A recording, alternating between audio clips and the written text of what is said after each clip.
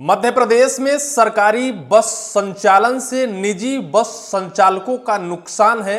यही तर्क देकर मध्य प्रदेश सरकार ने सरकारी बस संचालन के कानून को वापस ले लिया है, होल्ड में रख दिया है। सोचिए, क्या सरकार निजी बस संचालकों को फायदा या नुकसान पहुंचाने के लिए मध्य प्रदेश में सरकारी बस संचालन करने जा रही थी? सुगम परिवहन सेवा, क्या निजी बस संचालकों को फायदा पहुंचाने के लिए यह व्यवस्था बनाई गई थी? पूरे प्रदेश में निजी बस संचालकों ने हड़ताल कर दिया। सरकार के सामने पूरे मध्य प्रदेश में 2 मार्च से निजी बस संचालकों ने हड़ताल में जाने का ऐलान कर दिया था, जिसको लेकर सरकार ने जो मध्य प्रदेश में सुगम परिवहन सेवा नीति लाई थी उसे वापस ले लिया है। अब सरकारी बस संचालन मध्य प्रदेश में नहीं होगा। सोचिए, मध्य प्रदेश में क्या जनता के लिए सरकार कोई नियम कानून कायदे लाती है या फिर निजी व्यापारियों के लिए, निजी बस संचालकों के लिए? यह कानून ही इसलिए आया था कि मध्य प्रदेश में निजी बस संचालक बेदम लुटाई करते हैं। 1 का 2 लेते हैं और 2 का 4 लेते हैं। गरीब, मजबूर, असहाय यात्रियों से किराया वसूलते हैं। इसी को लेकर सरकार ने यह नीति लाई थी कि जो निजी बस संचालक हैं वो गरीब, मजबूर, असहाय को लूट नहीं सकेंगे। सरकारी नियम से एक किराया सूची होगी और उसी रूट पर सरकारी बसें भी संचालित होंगी अपने परमिट पर, और दूसरे परमिट पर निजी बसें भी संचालित होंगी। अगर सरकारी बसों में किराया 10 रुपए है तो 12 रुपए निजी बस संचालक लेने की हिम्मत नहीं करेगा। पूरे मध्य प्रदेश में मुख्यमंत्री मोहन यादव की अगुवाई में निजी बस संचालकों की मनमानी को रोकने के लिए ही यह सुगम परिवहन सेवा की शुरुआत की गई थी।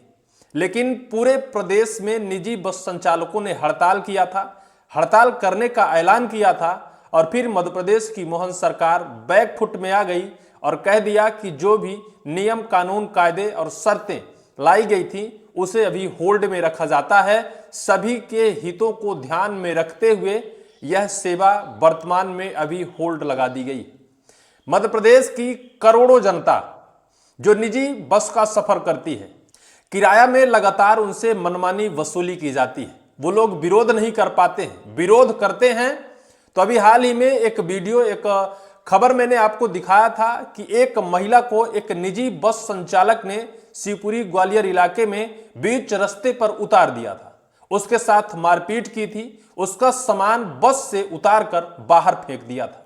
सिर्फ अवैध वसूली का विरोध वो महिला कर रही थी। इस वजह से ये है अवैध वसूली। पूरे मध्य प्रदेश में निजी बस संचालक लगातार अवैध वसूली और किराया लगातार मनमानी तरीके से बढ़ाकर गरीब, मजबूर, असहाय लोगों से वसूलते हैं। इसी के लिए सरकार इस नीति को लाई थी। दूसरी तरफ यह भी कहा जा रहा है कि मध्य प्रदेश के मोहन सरकार के ही कुछ ऐसे विधायक हैं जो निजी बस का संचालन करते हैं। मध्य प्रदेश के इंदौर नंबर 3 के विधायक गोलू शुक्ला, जो निजी बस संचालन के बहुत बड़े व्यापारी हैं, उनके पास उनके परिजनों के नाम से 200 से 250 बसों का संचालन होता है। अगर सरकारी बस सेवा की शुरुआत मध्य प्रदेश में कर दी जाएगी तो निश्चित तौर पर ऐसे बड़े बस संचालक या ऐसे बड़े बस संचालक जैसे व्यापारियों को भारी भरकम नुकसान उठाना पड़ सकता है। यही लोग हैं जो खुली सड़कों में आम आदमी से लूट का धंधा बनाते हैं। यही लोग हैं कि आम लोगों को परेशान कर और अवैध वसूली करते हैं, किराया से ज्यादा वसूली करते हैं। क्योंकि जो एक छोटा बस संचालक होता है वो शायद इतनी हिम्मत नहीं जुटा पाता है। लेकिन सरकार ने जो नीति लाई वो जनहित में नीति थी, क्योंकि जनता के लिए कोई नीति आती है, ना कोई व्यापारी के लिए, ना किसी निजी बस संचालक के लिए। लेकिन सरकार ने इस नीति को वापस ले लिया है। बहुत जल्द बैकफुट में आ गई मध्य प्रदेश के परिवहन मंत्री राव उदय प्रताप निजी बस एसोसिएशन के अध्यक्ष, उपाध्यक्ष और कई प्रतिनिधि मंडल के साथ एक मुख्यमंत्री आवास पर बैठक की, और बैठक में यह फैसला लिया कि आप लोग इस हड़ताल को वापस ले लीजिए। अभी जो नियम कानून शर्तें लाई गई हैं उसे वापस लिया जाता है या फिर होल्ड में रखा जाता है। आइए हम आपको बताते हैं कि क्या कहा है मध्य प्रदेश के मुख्यमंत्री मोहन यादव के परिवहन मंत्री जी ने। इस खबर को देखिए, अमर उजाला की। एमपी मध्य प्रदेश में 2 मार्च से प्रस्तावित बस हड़ताल वापस, अधिसूचना पर रोक, सीएम बोले सबके हितों की रक्षा करेंगे। सीएम साहब सबके हितों की रक्षा करने का वायदा किया है, जनता के नहीं सबके। सब में निजी बस संचालक भी हैं। किसी का नुकसान नहीं होने दिया जाएगा। सीएम मुख्यमंत्री ने कहा कि हम यात्रियों को, विशेषकर ग्रामीण अंचल के लोगों को सुगम परिवहन की सेवा देना चाहते हैं, पर इस उद्देश्य की पूर्ति में किसी का नुकसान भी नहीं होने दिया जाएगा। शासन की तरफ से जारी अधिसूचना और सूचना को होल्ड करने के बाद मध्य प्रदेश बस ऑनर्स एसोसिएशन के पदाधिकारियों ने प्रस्तावित हड़ताल को वापस ले लिया। बैठक में सचिव परिवहन मनीष सिंह, बस ऑनर्स एसोसिएशन के अध्यक्ष, उपाध्यक्ष, अन्य पदाधिकारी एवं प्रदेश के 10 संभागों से आए बस ऑनर्स उपस्थित थे।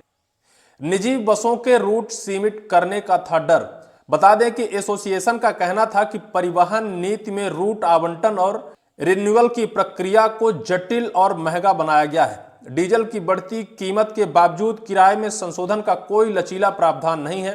परमिट नियमों के उल्लंघन पर भारी अर्थदंड और परमिट निरस्त करने से सख्त नियम बनाए गए हैं। ऑपरेटर्स को डर था कि सरकारी और नगर परिवहन को प्राथमिकता देकर निजी बसों के रूट सीमित कर दिए जाएंगे।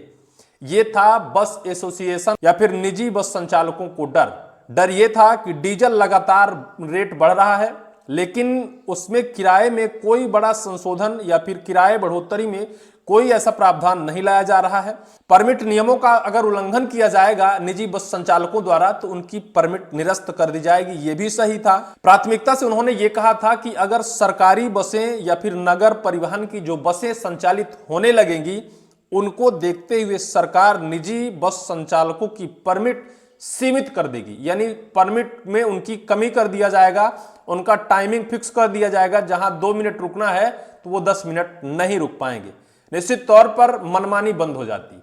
ये बस संचालकों ने ही कह दिया है कि अगर सरकार यह नीति लागू कर देती तो बस संचालकों की मनमानी रुक जाती और जितना किराया है उतना ही लिया जाता, जितना समय मिला है उससे 1 भी मिनट वो कहीं नहीं रुक पाते, भले चाहे दूसरे बस संचालक या फिर किसी दूसरे बस संचालक को वो सवारी मिलते, क्योंकि सवारी के लिए बस संचालक 2 मिनट की जगह 20 मिनट तक ढीला ढपाची करते हैं, खड़े रहते हैं बस स्टैंड में, भीड़ भड़ाका लगाए रहते हैं।